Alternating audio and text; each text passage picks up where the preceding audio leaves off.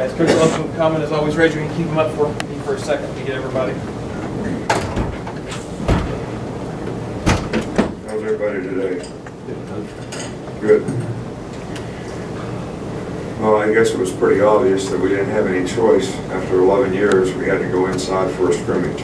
So we feel like we've been very fortunate. I also think it's an opportunity for our players that sometimes, you know, you get rain delays at places. We had one in Missouri a few years ago that was over an hour long. Players have to be able to respond and react to things like this. You know, you think it's going to be a nice day and all of a sudden it isn't. So none of this stuff can affect how guys go out there and compete. I do think that there was some improvement in terms of how we played versus last week. Really hard to know because, you know, the two things that we really want to evaluate is how many mental errors do you make, how many unforced errors do you have, how many missed tackles do you have on defense. These kinds of things I think can be sort of terminal in terms of can't have those kind of mistakes because the other teams basically you're giving them a free pass. They're not doing anything to earn what they get. And I do think we made some improvements in that area, but I also think that we need to continue to improve, especially with some of our younger players who are not that experienced, still don't have the sense of urgency that you need to be able to go out there and play when it comes to just doing my job.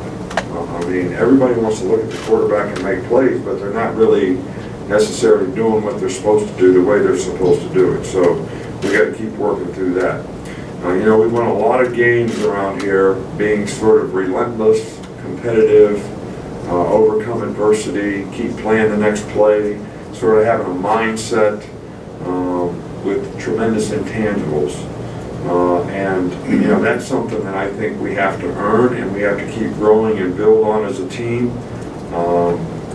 And, you know, I think that's something that we want to definitely be able to finish the spring with. So, you know, there's going to be some teams that look at it like, okay, we got 2 days left in a day. Let's just take it easy and try to endure the practice. I want every player to go out there with the right attitude about what they need to do to get better, to benefit them as players, and also to benefit their unit and our team. So that's going to be the goal for the rest of the spring. You know, Tua had a little setback yesterday with his hand. So, you know, doctors are trying to evaluate the best course of action and what we do with him the remainder of the spring. And with that said, I can't really tell you any more, you know, about he didn't take any snaps today. He did take a lot of snaps yesterday. So, you know, we're going to try to protect this and make sure that this thing is not going to be an issue for him in the fall. You know, look, we hated very much when any player that we had here who did a great job for us at Alabama, great job in terms of how he represented the university, how he represented our program, the contribution he made to the program. And obviously, you know, we have a player that you'll probably ask me about that has legal issues, Reuben Foster. And I don't think I'm in a position to comment because I don't know the details and the facts. And, you know, one of the things that we try to teach our players here, there's consequences for, you know, good and bad behavior. But we're going to remain supportive and try to help our player every way that we can. So, you know, we don't condone this kind of behavior, but and certainly would not like to see any of our players have these kind of issues or the victims to suffer any at all. So, with that said, I can't make any more comments about that. Coach, will start down front here with Mark. I just wonder, how's the dynamic been this year with Mike Moxley as OC and having Dan Enos as a quarterback coach? How do you sort of balance those two as they work with the quarterback? I think it's worked out great. You know, I think the quarterbacks are going to get a lot more immediate attention, self-gratification. I think the best way to teach is if somebody makes a mistake or makes a good play, either one, to get immediate feedback is probably the best way to learn. And I think, and I've talked about this before, but with the advent of tempo offense, fastball, you know, players don't get coached as much between plays because they have to go get lined up to play the next play, get the signal, so they don't get that feedback, you know, immediately. And I thought that when the offensive coordinator was over on the side running the practice, putting up signs, called plays, that he's not even in a position to give the quarterback feedback. So I thought, you know, it would be good to, when we added a 10th coach, to do like what we've done in the NFL, where there was a quarterback coach who would be able to give a guy feedback. And I think Mike and Dan get along really, really well. Both have been successful coordinators in the past, and I think they both have a lot of respect for each other. So I think it's worked out fine. Come back here in the middle with Chris Walsh. Speaking of quarterbacks, I want to ask about Mac Jones, and how does he kind of handle not being that guy in the spotlight where the other guys were, and how, has it affected his development at all? Well, no, I think Mac has made a lot of improvement. I think he's a guy that has to mature in terms of, you know, he's very competitive. And, you know, when you're a quarterback, how does what I'm doing affect my unit? So when things don't go well, you can't always show your emotions, show your disappointment. You know, you have to be positive, like we're going to get him on the next play.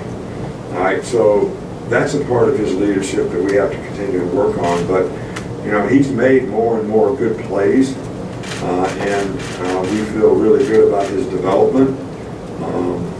And we're just trying to get him to focus on being the best player that he can be, because, you know, he's going to be in a position this year where, you know, he's not going to be far away from having to play. Come back over here with Charlie.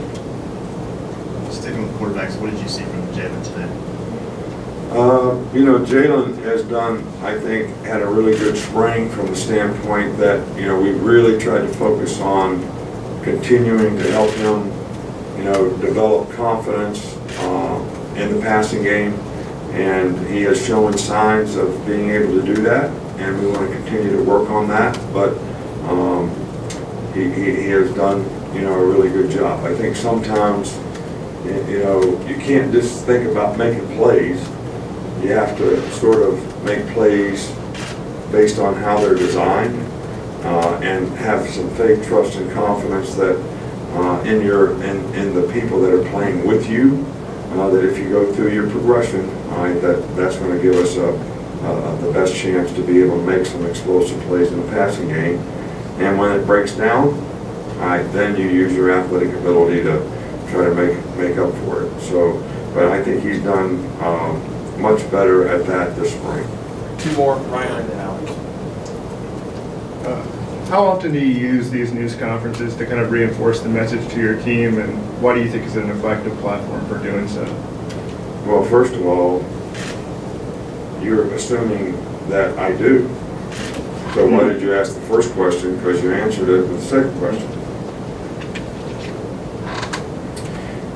And look, I always have a message, you know, to everybody in our organization, the fans,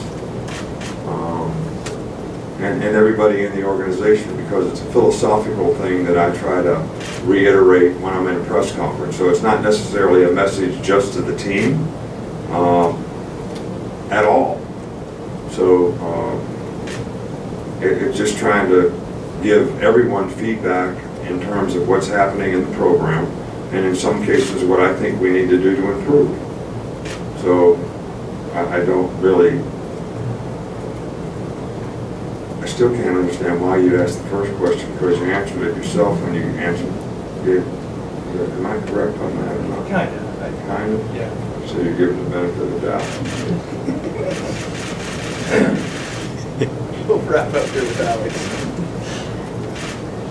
Two more questions if I can. I know Trayvon's kind of dealing with his injury a little bit this spring, but how have you seen him make progress, especially after kind of obviously losing the job after the first game, and then kind of coming back working with Nick a lot, during the season last year? How have you seen him make progress this spring?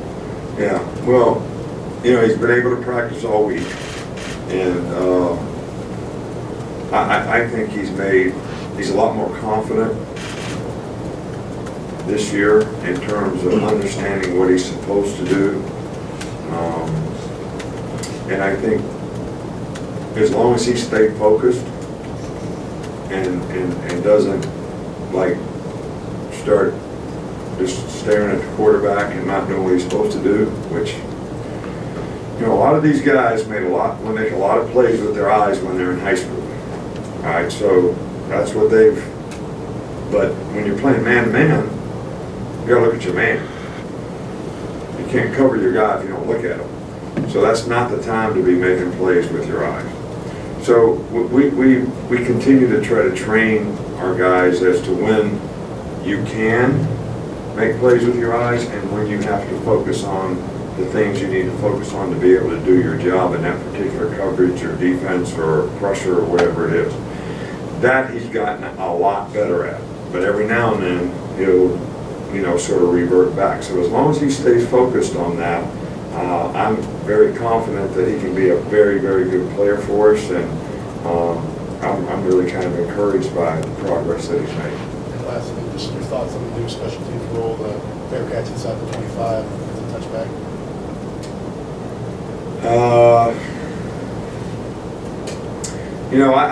I would have liked to seen a different solution.